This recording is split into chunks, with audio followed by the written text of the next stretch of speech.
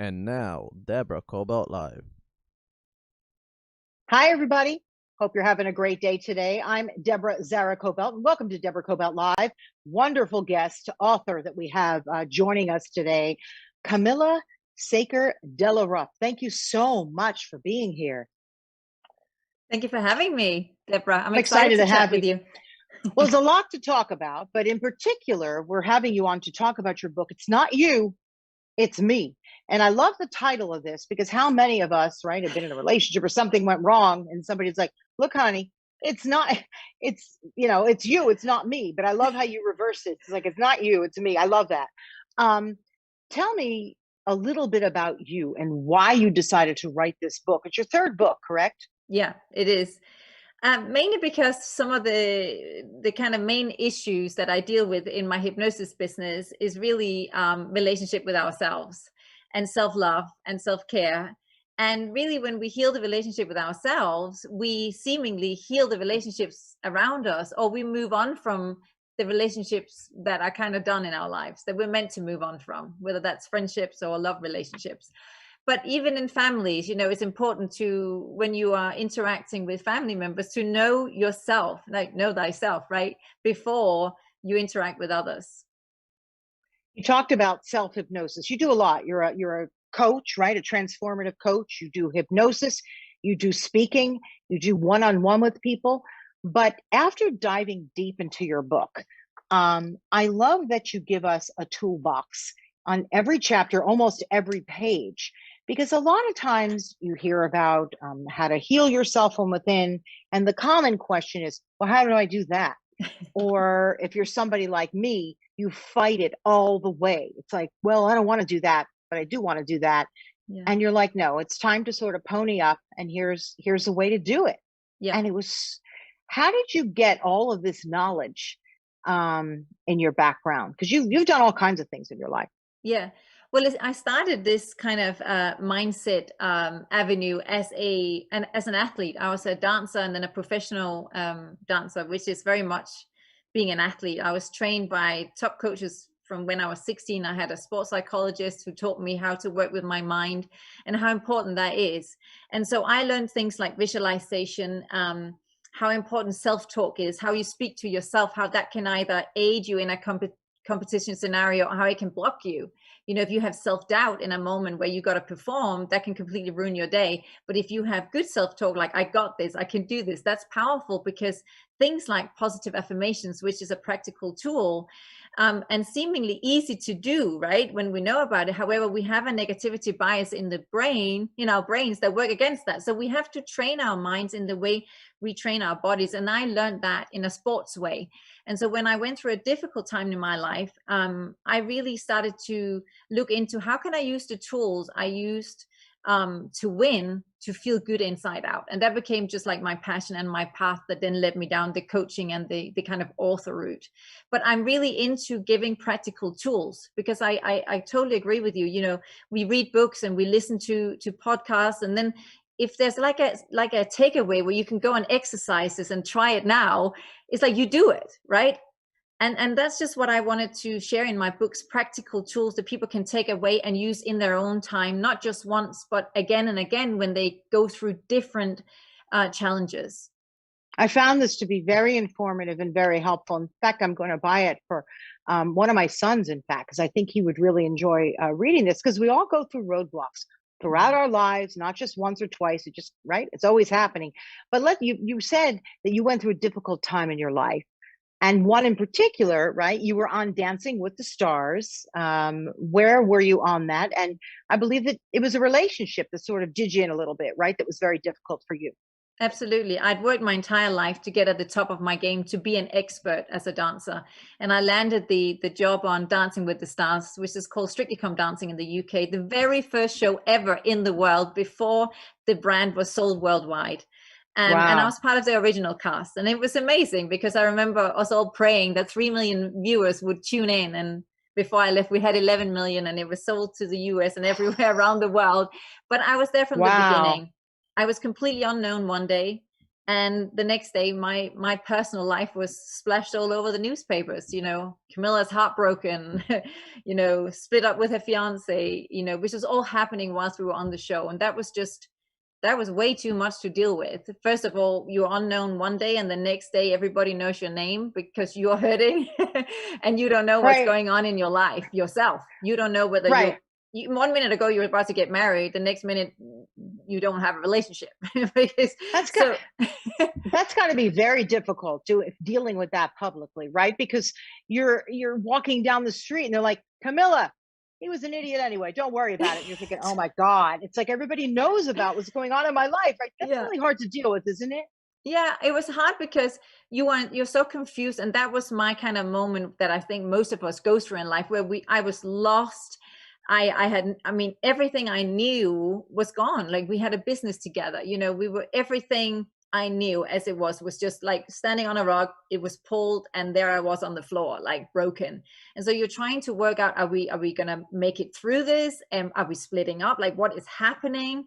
There were so many rumors that were just being written about in the paper. I didn't even know what was the truth and what wasn't anymore. And people asking you, and you're like, I don't know. Like, I know I'm broken in here right now. My heart is broken, but I don't know how I feel right now. I'm trying to hold down a job that was finally like the best job I'd ever had. I was finally at the top of my game. I'd worked so hard to get there. As I write about in my first book, I had this dream job on TV. I was part of history, like with this show, it was growing and it was changing. And yet I was healing a broken heart at the same time. And so it taught me so much. I'm grateful today for this challenge, but at the time it was a horrific time. For all those people out there who feel like they're on the floor, broken in pieces, whether it's from a relationship, whether it's from losing their job and they're scared to death, what's the one little nugget that you could give them to help them pick themselves up off the floor? And then we're going to dive into this book a little bit. It's interesting because I was always a very positive person until that moment. And I remember saying to one of my dearest friends, do you think I'll ever just wake up one morning and be just happy? Like, just wake up and feel happy again? Because that's how broken I was. I couldn't even imagine what that would feel like again. And that was such a strange scenario to me. And what I learned back then and what I teach to this day is that actually routine is what got me through. I got back to my routine. And having things every single day that was like mine, like that was, whether that was my training or, going to the gym or going for walks or meditating or visualizing, whatever that was like my sort of set routine, helped me through. Even going to work helped me through, because I got up and did my job. And sometimes just for an hour that day, I would feel okay. As soon as I left again and you turn the smile off, you're back to, oh gosh, I'm hurting. But somehow I keep saying this, like the faking the smile for a little bit at the time, and the going back to routine and interacting with people, and people were being very kind around me, just helped me through having a routine. It's the routine and the magic word time, right? Because we've all just felt so deflated. I know I've been there, really, I've been there, and I've made mistakes and made a fool of myself too. And it was time. And you're right. I think that routine, I know for me, sometimes just getting out in nature always helps me. Because then I never really feel like I'm alone, right? There's always something else. Exactly. When did you get into hypnosis? Because I need to ask you about that. I've tried hypnosis and I'm like, my mind is ruminating too much, right? It's really hard to put me under hypnosis. They're like, would you stop thinking and just let it go? Like, how do you get someone under hypnosis so that they can heal, so that they can start that process through hypnosis? So I would say that the resistance is different for everybody. So sometimes, some people feel like, and it's interesting. I remember one client saying, gosh, Camilla, today I remember everything you said. And I thought, wow, I said, that's amazing. And then I went, do you remember when I asked, something I said to her? And she went, oh no, forget it. I don't think I remember everything. So what I'm trying to say is that you think you remember everything and you hear everything, and you may, but that doesn't mean it's not working, because our subconscious mind is what we work with in hypnosis. When you fall to that as a hypnotherapist, you guide the client to a theta state, okay, where you're very relaxed. Now, in that state, if you're a very intelligent person, or you're very kind of on it, you know what's happening, your conscious mind will still be like making dinner tonight and dealing with the email you have to do later. And that's okay, because I'm talking to the subconscious. We're bypassing the conscious and talking to the subconscious. The subconscious is always listening. Any time of day, it's listening.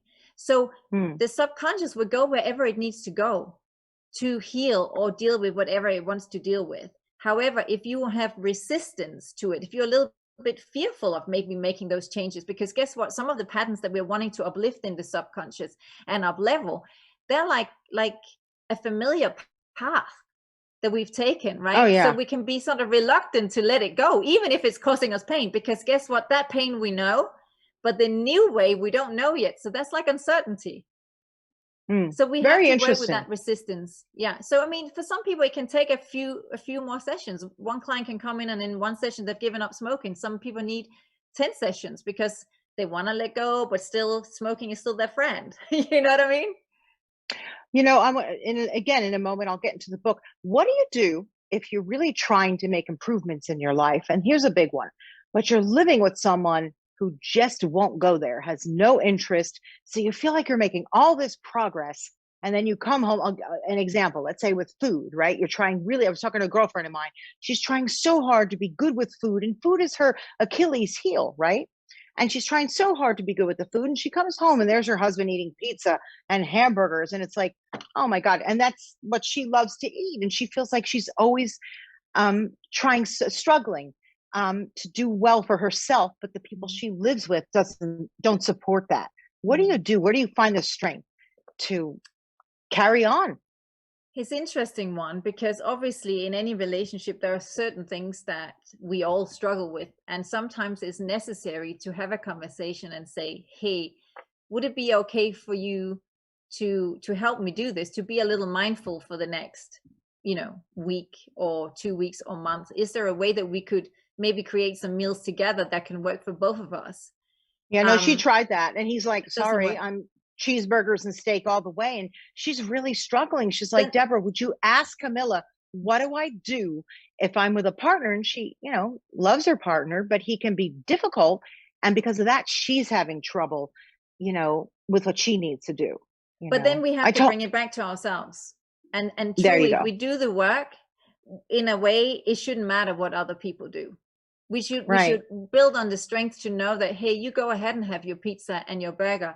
I'm going to have this salad and the kale and the clean chicken here, because that makes me feel really good. And I'm nurturing myself this way. So if we truly come to that place within, we should be able to do that, because it's inside. If we look at that pizza and think that we're losing out, we can reframe that to, actually, I would like that, but I know it's not good for me, and I'm choosing to look after myself. So we need to work more on that. Yeah, you talk about reframing. That's very important, because it's literally within the confines of a frame, and you can reframe it, right? But the same picture will look very different. So that's very important. And I know that's a common concept throughout the book.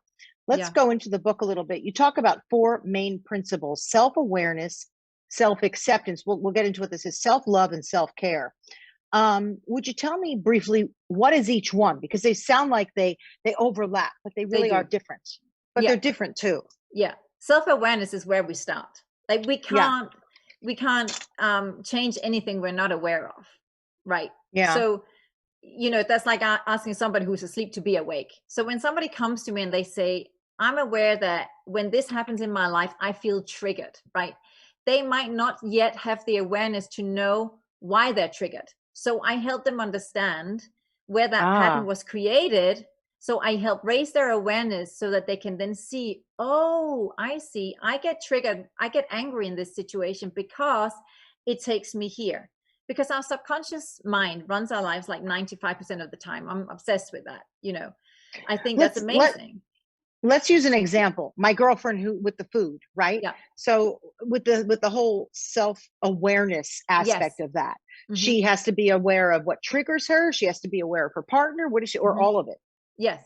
Well, first of all, why is it triggering her that he's doing what he is doing? Could it be because when she sees that, she's thinking, why can't I do that? And if so, where does that come from? Where else in life have you felt that way? And so you go back to the first memory, really, the sort of implicit memory in the subconscious that gets triggered in that moment. When you work on that, you can get to a place now where you can be like, I would like that, but I'm actually okay without it. So you can kind of deal from a new adult neutral place. Doesn't mean that we're not going to maybe notice it, but we're not going to be triggered with like 15 things that happened before, or that specific thing that's really triggering. So the self-awareness is so, so important, because we can't heal what we won't reveal. So unless we reveal it, and this is why it never helps when somebody says, oh, I'm bringing my partner, you know, to coaching or therapy or whatever. And you think, my first question is, well, does your partner want to come? Do they know they have like something they want to work on? Because if they don't, this is pointless. You've got to have the awareness to know that there's an issue. Right? So this is the thing. I often say, I see people when they're up against a wall with nowhere else to go. Sometimes they've even called me 6 months before and says, I think I might need to see you. They're not quite ready. When they suddenly feel like this pain is too much, or this disappointment or anger I'm feeling here is just, it's really hurting me. Or you get so unhappy in your job or in your marriage that there's no other way. You got to get there. You got to talk about it. That's or you keep making mistakes. Or I was going to say that exactly. You keep making the same, I mean, for lack of a better word, you use it, mistakes. You know, the same thing. You keep grabbing the pizza from the person, even though you shouldn't. And you're right. That's when you realize, you know what, I need some help. And I think you're right. Sometimes it takes a person a while to get there. Yeah, definitely. Right.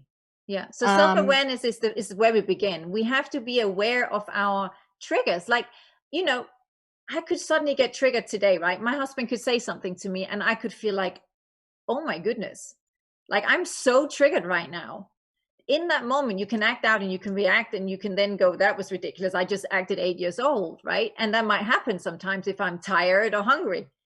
Then you've got to kind of get, Camilla, okay, where's the awareness here? Go back and say, hey, I want to let you know that was not cool, the way I just acted. I want to let you know I was super triggered. When you said that, I really felt super like unheard and whatever. And so, and then you hear each other, right? You're like, and then the person gets aware, oh, I see that. I can see how that can sound. I'll be mindful of that. And the other person will be mindful of how they respond and react. That's how you get to know each other. And I want to bring up to our viewers and listeners, that husband you're talking about is not that guy from Dancing with the Stars. You moved on, right? Oh, yeah. I moved on. It was totally meant to be. Yeah, you may have been a heap on the floor at the time, but you moved on and you're happily married. So there's hope for all of us, ladies and gentlemen. Exactly. Let's go to the next one. Self-acceptance. What is that about? Accepting where you are, accepting who you are, what you're meant to do, or all the above also? All of it. And I think acceptance in general is also accepting, you know, so many people will say to me, Camilla, I'm 35 and I should have this. I'm 50. I should have this. Says who, right? We have this narrative that everybody thinks that we should all be going at the same pace. That's not how it works. Some people get whatever they're supposed to have at 55, and some get it at 25. So the shoulds, and kind of accepting that, okay, I let go of the shoulds and I accept where I'm at. Sometimes it's accept grieving a dream and realize that there's something even better for you. Yeah, there's always something out there, maybe not even better, but there's something out there that's meant for you even, right? I mean, if you just let yourself accept where you are. Yeah, and accept yourself fully. Accept like who we are. We all have something unique. What if you feel like life has passed you by and you've made mistakes? That happens to all of us. And you think, oh my God, can I rectify this? How will I rectify it? I've hurt people. What do you do? How do you accept that? How do you rectify it? How do you get through it? You make amends. You accept what has happened and you learn from it. I would say that, is there really any mistakes in life if we truly can look at ourselves and says, I've learned from this, I will do better. Like Oprah says, when we know better, we do better, right? I've seen people make such amends in their lives and create amazing loving relationships after terrible things has happened.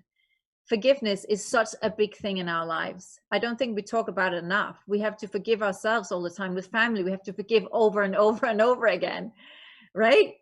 Yeah, well, Forgiveness is huge. we're so busy in this world just looking for what we think we should have, as opposed to sort of just taking a step back and, being grateful for what we have, and whatever we screwed up, you're right, asking for forgiveness, and making those changes and taking those steps. Yeah. How about self-love? I think Oh, that's one of the hardest, because it when is. I always hear, you gotta love yourself, it's like, well, I kind of like myself, but yeah, what does that mean? That's one of the hardest, I think. Like, you can accept stuff, you can be aware, but the self-love thing, uh, that's You know hard. what? It changed my Hmm. life. How? Tell me It how. changed my life because I think I was just in I was in codependent relationships. I thought that I needed someone else to complete me, to feel that deep worthiness, and how dangerous that is, that I'd given that power to someone else to deliver that for me. That meant that as soon as they were gone, I was even further on the floor, right? Emotionally, because Right. where was my worth, my validation, because of choices they made, that was suddenly to say, I'm not loved, I'm unlovable. That's why I talk about that in the book. I'm not worthy, I'm not validated. And so through my kind of grieving that relationship, as it is when you break up, and I started to find what self-love meant. And that meant knowing that, gosh, I can self-soothe, I can give myself the love I need, I can know that I am worthy and validated without someone else validating me. I can just You, decide that. you know what? I learned that during COVID, because, I'm always around people with work. There's always people around in the family, which I do love. But suddenly, when you're on your own and you have to look at yourself in the mirror and there's nobody else really there to look back at you, there were many times when I would feel sad and lonely and isolated. And as time went by, honestly, I think for one of the first times in my life, I enjoyed that time, and I grew a lot from it, I have to tell you. And I learned what self-love really meant, that you don't need someone there. And then when you feel content with yourself, sharing that is even better for the people around you, right? But it took that Yeah. lesson. I think It it's took a the long time. most attractive thing in a Yeah. person, to feel like you don't need me, but you choose to be with me. Yeah. Because Yeah. that's amazing. I think we think that neediness is like what makes that really like close bond, but I think that neediness in that way can pull people apart. I think knowing that you are two in a relationship, even in friendships, you're independent people walking through life together, right? But you Yeah. you can merge, and but you are still individuals. And that for me was huge, but it meant facing one of my biggest fears, which was the fear of being alone. Just a few notes from your book. You help people with what you call, again, the toolbox. Create a self-love ritual. I mean, you do give some great tools. Find somewhere comfortable to sit, close your eyes, place your hands over your heart. Now, that somebody might be listening and going, it doesn't work. Look, I'm going to tell you it does. It actually does. I'm one of those people who will fight almost anything. It's like, oh, it won't work. Nothing. It does work, because your mind starts to turn off. And the minute your mind turns off, I think you open up to understanding what all this is about, to healing.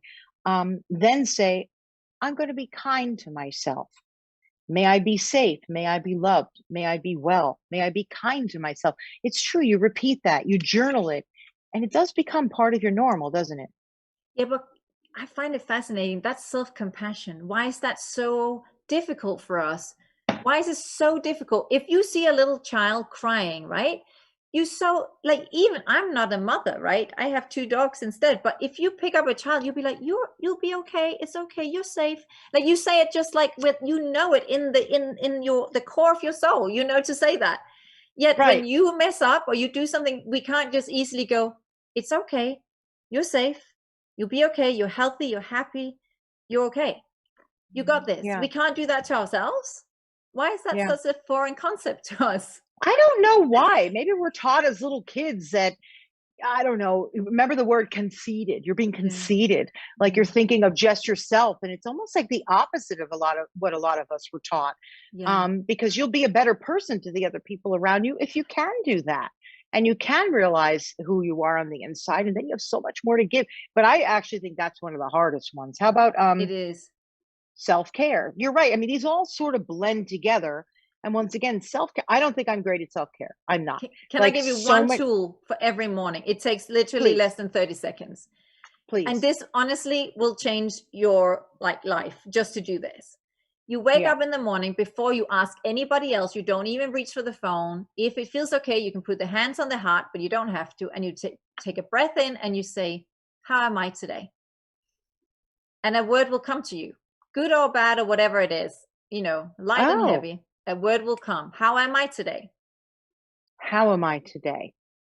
Right. Secondly, ask yourself, what do I need today? What do I need today? Yeah. And then you go on with your day. And now when you do this morning check-in, like for a year, the word will change every day. There'll be days where you wake up and I've had words like, I'm exhausted. I had one of those days the other day. I'm exhausted. Second thing, what do I need? You need an hour to yourself this afternoon, make it happen. And I literally went into my office, I moved things, and I created an hour. Oh, wow. You got an hour? That's pretty good. I know. You got an hour. But for different people, of course, it's different stuff, right? For me, just put me near the water. I don't care if it's the ocean, a lake, a pond, a pool, or a bathtub. Like if you just put me near the water, I'm perfectly happy. Like there's my Zen space, right? Yeah. And some people need to go out into, I don't know, a forest. Some people need to go shopping. I have friends who insist that shopping is their therapy. I don't know if I believe that, but whatever. I get it. I get it. Really? Yeah, I saw my mom do that. That's where she would switch off. I take whatever you take, but whatever message you get, you have said to the universe, hey, I check in with me first before I check in with anybody else. Yeah. Meaning I respect and love myself enough to do that. Isn't it scary that we're willing to go and say, oh, hi, morning, how are you, to a stranger or someone else before we've checked in with ourselves? These are great tools that I hope, you do so much coaching and speaking. This is the kind of stuff that we need to do preschool on up, because not everybody is getting this kind of a tool at home. I didn't give it to my kids at home until they were too old to learn about it, to be perfectly honest, because I was running around trying to do what I thought that they needed, right? Yeah. What they really needed was to wake up and go like, okay, like they would be late to school and I'd be screaming up the stairs, hurry up, come on. What they needed was, how are you today? Yeah. Take a moment. Good luck, right? When you're late and they're going to be written up, but that's what they really needed, not somebody screaming to get down the stairs. If people are just taught this at a young age, I think we would have so much less anxiety. And don't you think? I agree. And I've gone in and worked, when I work with parents, often there'll be some situations with their children, they'll invite me into the family. And sometimes the child will come in or the teenager and say, and parents want to know, like, why are you upset? Why are you so angry? What do you need? And we ask that question. What do you need? And I can tell you 9 out of 10 times, they need nothing except the parent just being there. They want to be in their space. They don't need anything. Parents think they constantly have to fill their time. They just want them in their kind of energy sort of space. In the kitchen, when they're doing something, they just want them around. It's quite simple answers. Yeah. Again, that a lot of people don't really hear when they're younger growing up. But that's why I think it's important if we start in schools and people like you are part of a curriculum so that they can learn how to self-soothe. I really do think that that's everything as they're growing up. Yeah. You talk about the mind tools and you've got many of them. NLP energy. What is that? NLP. We talked about hypnosis. Yeah. Visualization, by the way, is a big one for me. But what is NLP energy? So NLP is neuro-linguistic programming, meaning the words that we use. And this is something that covers, for example, limited beliefs. I know Zara was talking to you in an earlier podcast about limited beliefs. So limited beliefs is like stories that we create about ourselves. And they're not really helpful. They become like our narrative. So if somebody grows up to believe that they really haven't got what it takes, like their parents might have said, that kind of career is for other people. It's not really for you. You're probably not smart enough to do that.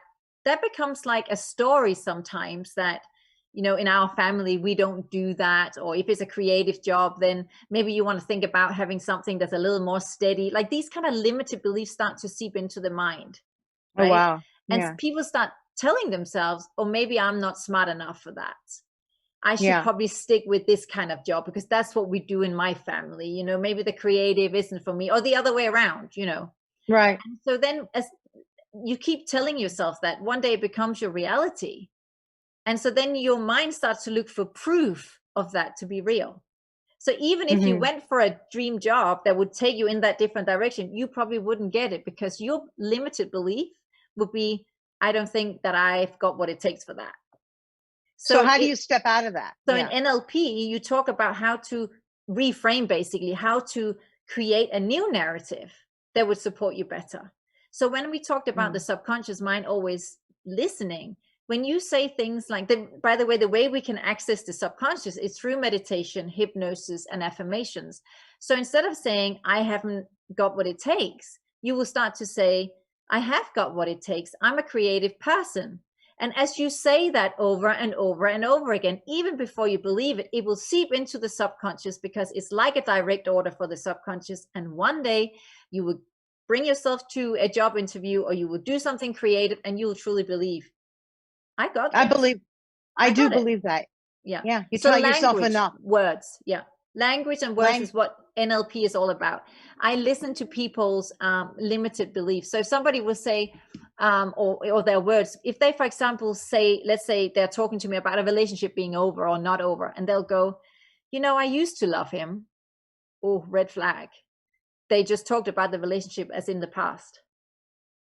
So you pick up, do you see what I'm saying? They're not saying, we still love each other. It might be the slip of the tongue, but it says a lot, because you've just used those words. That is no accident. So we speak about things all the time. So that's what I do in coaching. I listen for the specific words that people use. And a lot of that can be limitations or how we feel about things. And so do you do couples? Yeah, I do a lot of couples. Yeah. You do a lot of couples too. Let's talk about meditation. Now, I know you also work very closely over at Unplug Meditation. Susie, who runs that, it's her place, is a friend of ours, particularly you. I think you do so much personal stuff with her. Yeah. She is amazing. And I know that you're like the sought after teacher over at Unplug. What are you teaching people there? What is your class about? Okay. So I've got quite a few classes, because when I started 6 years ago, I walked into Unplug Meditation just to write an article about the place for podcast writing, and I just never left. I met Susie and I said, Susie, I came to write an article, but I feel like I've come home. I need to stay here. And she went, oh, wow. Well, why don't you audition for a meditation class? I just love that. I auditioned, and it happened to be, she had one class left herself that she was still teaching, and it was on a Thursday morning, and she gave it to me. And that was her. Oh, wow. She moved out of the teaching and just, focused on running the business. So over there, I do a lot of deep calm meditation. I do hypnosis for stress relief, for confidence. I do chakra balancing, which is working with the energy fields in the body, with crystals as well.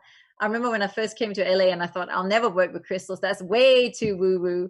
But they've just made their way into my life, and working with the energy fields, it just seems to make sense. I love working with crystals, but that's not for everybody, and that's okay too. So my practice can be quite practical when it comes to hypnosis, or it can be more of this sort of chakra balancing and energy fields, which I was inspired to do through Deepak Chopra's chakra balancing, and I used that for many years myself to reset. It's basically a kind of way of mind-body connection, and I talk about that in the self-care chapter in the book, how our body is very much speaking to us through these energy fields in the body. It's actually quite fascinating. I think most people will have had somewhere in their life where they felt something like maybe tightness in the chest or the belly, and something, but we'll say things like, something isn't sitting right. I was having this conversation, something isn't sitting right, or I feel like I don't feel good about that situation. Now, when we say those things, they say we know the truth by how it feels. And that's the body talking to us through the feelings and intuition and instinct in the body. And I find that whole subject so fascinating. Meditation is wonderful. And also there's an app now that they have. So some of your classes are probably on the app, right? The About Unplug 32, app. Deborah. Of them. Really? Oh, that's wonderful. Yeah. Because that's a really easy way on your own schedule to sort of connect with the kind of class that you want to take, connect with you and what you're doing out there. Do you do group classes on your own? Like what kind of classes do you do? Like if people were to look you up, they want to work with you. Yeah. I know you do a lot, so break it down for me, what you do with Yeah. people. So I do one-to-one or couples coaching and hypnosis, and obviously using tools as well, like mindfulness and meditation. You can read all about what I do on sendme.tv on my website, but I also go into companies. I work with groups, both outside, you know, whether it's a family or companies, for goal setting, confidence building, and through Unplug, I work with many different companies and all around the world now, because we've taken the business online with Zoom, of course, because we haven't been able to be in the studio this last year. And I have my classes on there. And if anybody's listening to this and you're thinking, wow, I'd love to try a crystal class, anybody listening to this, send me an email via my website, and I'd like to invite you to try a class at Unplug. You can be my guest. And there's Tuesday nights at 9 p.m. In LA. If you want to try it, you can just send me a message and say you heard me on Deborah's show and you would love to try a class. Yeah, but it really all is about relaxing and finding who you are through that basis of relaxing from the inside out, right? Which is so not what our culture here in the US is even built on, honestly. And you're not from here originally, right? So don't you find, like, especially here in the US, it's like go, go, go. And it's just something that we're not accustomed to until we stop and we need to do something, or we're just going to crash, right?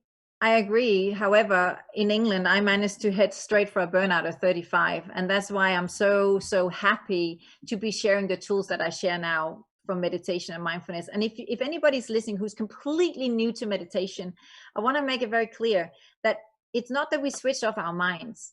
We get to work with our thoughts and know that it's okay that they can come and go, but there's a little bit of space that get created between the thoughts when we meditate. So we have these 60 to 80,000 thoughts that are going to come and go.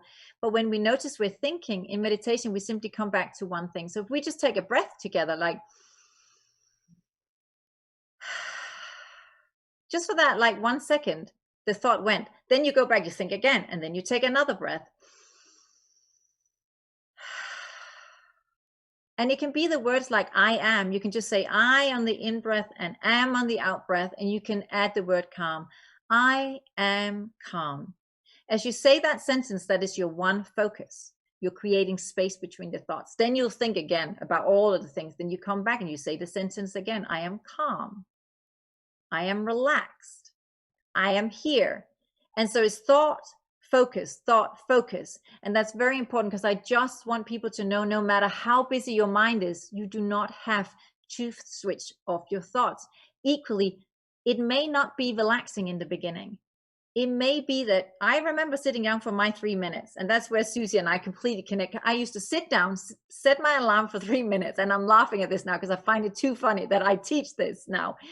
I set my alarm for 3 minutes, Deborah, because I was so worried that I would sit for any longer than 3 minutes, because that's how boring I found it.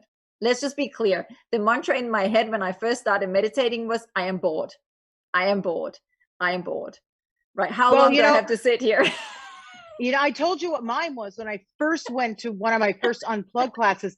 I had a panic attack because I had to leave my phone in the little cubby outside. I'm like, do I have to? I think I snuck it in and turned it off and just like stuck it in my leggings or something, because it was just too much for me to do. But as time goes by and you realize it's okay. You can do this. You can turn it off. It does take a moment. So give yourself a moment. I have to tell you, people, if you're listening and watching, that little breath in and breath out, already I felt a sense of calm. I am calm. I am calm. For me, it helps to close my eyes. That was wonderful. I swapped that mantra, Deborah, from I am bored to I am calm, and it made all the difference in the world for the 3 minutes when I was easing into it. I love that. So tell me how people can get in touch with you. First of all, please pick up this book. I'm telling you, it's fantastic. It's not you, it's me. A terrific book. It's very practical, because I'm somebody who needs a practical book. It's like, oh, okay, I'm going to practice this exercise today. It's also terrific on visualization. I can visualize as I do things. It's very, very, very well done. I enjoyed it very, very much. And all the tips in the toolbox and free meditations that come with it as well. There's a link to free meditations that come with it for inner child meditation and really helpful self-care practices that people can just do with ease immediately. Yeah, mind maintenance. I mean, it's again practical. You also include client stories in here, which I think is very helpful because With we their don't feel like, permission. right, of course, because we don't feel like we're alone on this whole journey of just self-discovery and being in a space where we can accomplish more just by stepping back a little bit. Yeah. Because I think we can all feel like we're alone in those moments when things are not going so well, right? You think that nobody in the world can possibly feel the pain that I'm feeling. And that's a lonely No. place to be. And Yeah. and that's really why I wrote the books. That's why I wrote my first book, because I thought, if I'm going to go through this and find my way out of this, I'm going to have to write this down, and the tips and tools and anything that I use to help me, so that someone else who's feeling, dumped into that hole, climbing out, can have some tools to use. Let's talk about those 3 books. First book, Dream, Believe, Succeed, right? There Yeah. she is. Yeah. The second book, I'm sure you've got it back over there. Yeah. Reinvent Me. Yeah. Reinvent Me. And obviously there's a real flow to all this, right? Which then led to this third book. It's Not You, It's Me. Yeah. I would pick them all up because I think there's a real beginning, middle, and end, although I'm sure there's a fourth book behind this. And I think the more that we read these books and we let it sit in for us about how to make this sort of a staple in our lives, I think it's very, very helpful. Any if I can parting share one word? thing, Please. if I can share one thing that just comes to mind as I'm listening about relationships, I think one of the most interesting things that I have learned through my years in working with couples and also working with families is that when you learn that awareness of being mindful of what you say is not necessarily what is heard. That's true. You really are on the road to repairing things, because people hear things from their filter of their conditioning and what's going on in their minds. And so you can say whatever you say with the best intention at heart, but that doesn't mean that it'll be received that way. So and this comes back to the NLP, so when we start to understand each other better and each other's triggers better, we can be mindful to that. And also we don't take it as personally. How many times has that happened to me? Like, I'll be on the phone with one of my kids and they'll be like, wait, you said, I said, whoa, no, I didn't. But then I have to stop myself and say, well, maybe they heard that because maybe it was the way I said it. Right. So we just have to be way more mindful of every step until we sort of get where we feel like we need to be. Right. And I just think that's a journey. I know I'm still on it, which is why this book. We all are. Right. Which is why this book spoke to me, because I'm like, oops. That's me. I mean, I saw myself in every chapter, but I also found a lot of tools in every chapter that would help me with that. And I'm giving myself the space to really take it in. Yeah. Yeah. Cause it's a workbook. I mean, it's like a coaching session in a book. Yeah. Okay. So people, how can they get in touch with you if they want any coaching, if they want, I know they could find you on Unplug, but, and website, everything else you do. Yeah. My website, sendme.tv. That's also at the back of the book. On social media at Camilla Dallerup. And there's lots of meditations that you can use for free. You can get started literally right now. I have a 7-day challenge, a 21-day kind of guided meditation challenge that you can just log on my website and sign up for and do immediately and be guided all the way through it. I just like people to think that you're not alone. If you're going through something, there are tools here that can help you, that will help you navigate through it with more ease. And so yeah, I'm here for you. Yeah, thank you. And I just want to repeat that. That's Zen, Z-E-N, me. Yes, right? Z as in zebra. Zen, and as in Zen. Yeah. So just think of that, everybody. And please pick up the book, at least this book, but there's 2 others. It's Not You, It's Me. I found it very informative. It's got my stamp of approval. I enjoyed it very, very much. I'm personally going to be giving it to friends. And please reach out to Camilla on social media, because I know that you answer everything, right? Yes, you I answer right back on all of your social, which is great, especially on Instagram, right? I just think it's so easy to, reach out to people. It seems like in 5 minutes they reach out back. So, and it's all on there when I run workshops and stuff. Yeah, like we just ran a hypnosis for confidence last weekend and sound baths and all of that. Oh, really? So you had a group hypnosis thing? Yeah. I brought that to Unplug when I first started there. Susie hadn't had that, and I said, please, can I do group hypnosis? And I started it there, but I did one this weekend online. Okay, I wish I knew that, because I would have joined it. That's the one little Achilles heel of mine. I have a tough time trying to get myself, I guess you say, under hypnosis. I'd like to try again. And I think you'd be the person I would trust you. I would trust you to and bring me that's there. important. So that's yeah, everything. yeah, I say that to everybody. Please make sure if you didn't feel it with one person, make sure that you trust the person, because you know, you're asking somebody to relax. So it's important that you feel relaxed and safe in their space. Yeah. Yeah. So that's, I think I would. So please, like, reach out to me if you're doing another one of those. I'd love to join in. Yeah, I'd love to join in. Anyway, Camilla, thank you so much for joining us. Please pick up her book. Please reach out on social media. She's sort of everywhere, and look her up on the Unplug app.